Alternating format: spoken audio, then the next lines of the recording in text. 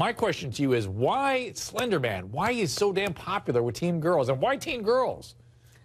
I know. You know what? So many of my patients who are teens talk about Slender Man. They dress up on Halloween like Slender Man, and it's a big thing for this particular age range. Why? Do you have any idea? You know what? I think, here's the thing, I think teenage brains, what are they dealing with in those years? There's certain developmental things that we have to consider. And they're starting to learn these critical thinking skills, but their brains are still overly relying on the emotions, the limbic part of your brain. Yeah, the frontal lobe shut down. Exactly. Prefrontal cortex. And so I think that they're a little bit more vulnerable. Now, the women, the girls that are mostly affected by it is interesting because the girls who are affected by it tend to do very aggressive things that are actually outside of the social context of what you would expect with teenage girls, because they're mostly socially aggressive as well. In terms of being physically aggressive, that's a lot less. But with Slender Man obsessions, it's very common. So again, I think it's the emotional seat. I think it's partially their development, and they're so easily influenced by their peers. So if one person's into Slender Man in the class, everybody's Sam, you get that? Well, Dr. Drew, millions of teens are into creepypastas right now, and Slender Man is one of the most popular fictional characters in them. If I was a teenager,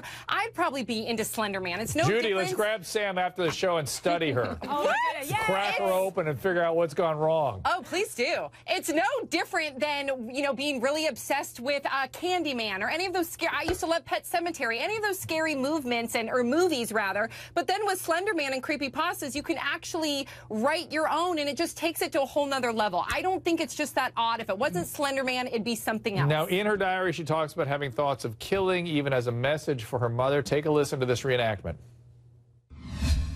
If this keeps up, there will be no one safe in this house. Mom, if you ever find this before it happens, I'm sorry. Ginger?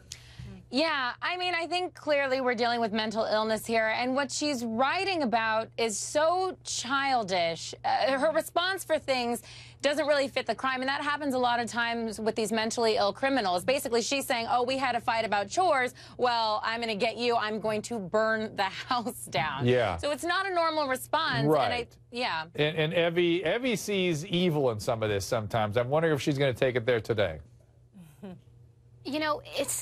I think that there's something, an underlying fact or something wrong with this young girl, but I do feel that a lot of this can be prevented if parents really pay attention to what's going on with their children.